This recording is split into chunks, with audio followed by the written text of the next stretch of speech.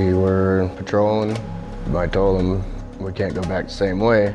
Didn't matter what I said. Sure enough, right about where we turned around is where we got hit.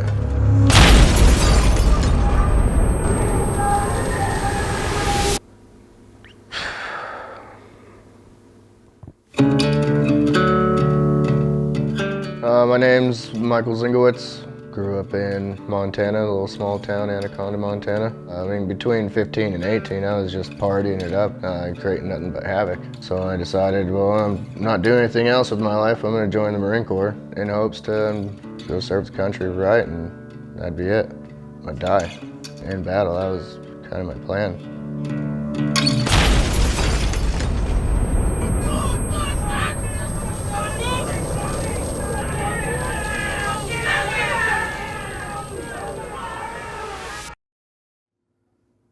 Didn't really sound like anything until afterwards. It was just a bunch of ringing, right? But it felt like someone just clapping you right in the ears. I couldn't hear anything. I just see people's mouths moving, and luckily nobody died on that. There was a lot of close calls. I talked to one of my corpsmen about not really being able to sleep. They ran me through a questionnaire and decided from there I had PTSD. So they gave me some drugs, and you can no longer train with your brothers. And I needed my brothers. I needed to strive on, and I got robbed of that the last 6 months of my term. It's the hardest thing to find once you're back in the civilian world. You can't find that camaraderie. You can't find that person that you can trust with your life. You got another sense of hopelessness because all you know now is how to kill, and how do you bring that to the civilian world? You can't.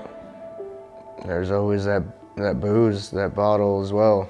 That just happened to be the case one night, and I was drunk and had all these thoughts going through my head, and I'm messing up. I don't got nothing going for me. I had enough. I already had a pistol. Looked at it.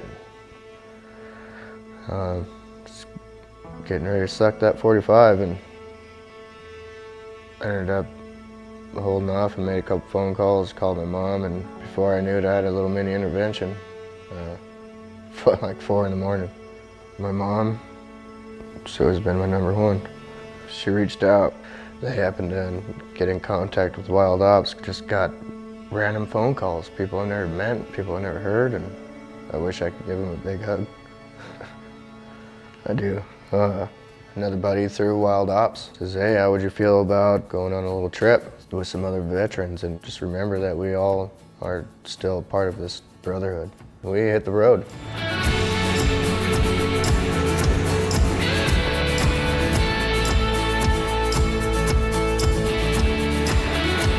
That's a beautiful fish! So we pull up to the lodge. It's a big log home, and it was great. We had a chef for us. She did great with incorporating the wild game.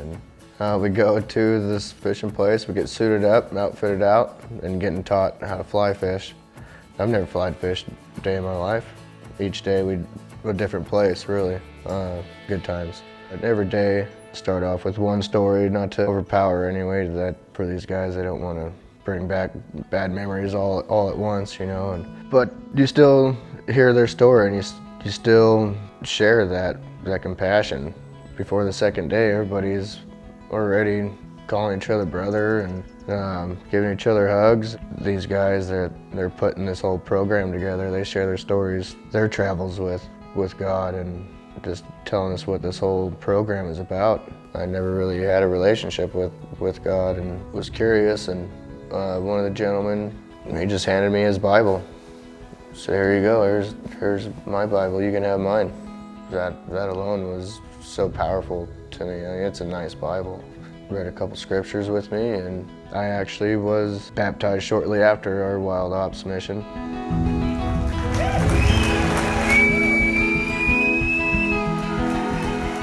Well, it was me and Lane and Billy. We would call each other about once a month, kind of have a little Bible study. And not only that, just check on each other and ask each other how everybody's doing. And just within a year, I have a family again. I have a new son, I'm married. I just moved down here to California for a great career. If it wasn't for Wild Ops, I wouldn't be here today. Would not be here today. I was on a mission no destruction, and Wild Ops helped deter me from that and give me a sense of hope and a new way of life. And I love every part of Wild Ops and everybody in it. Hi, this is Jeff Morris, founder of Wild Ops. Wild Ops exists to reach the combat wounded veteran of greatest need. There are thousands of other veterans out there that won't speak to family members or anyone else, but they would speak to another combat wounded veteran. So if you're a veteran, or you know of a family member, a neighbor, a coworker that's a veteran struggling from the effects of combat, reach out to us at wildops.org, and we'll have one of our veterans contact them and bring those people into a place with other combat veterans in an operation where we can initiate a new level of healing in their life.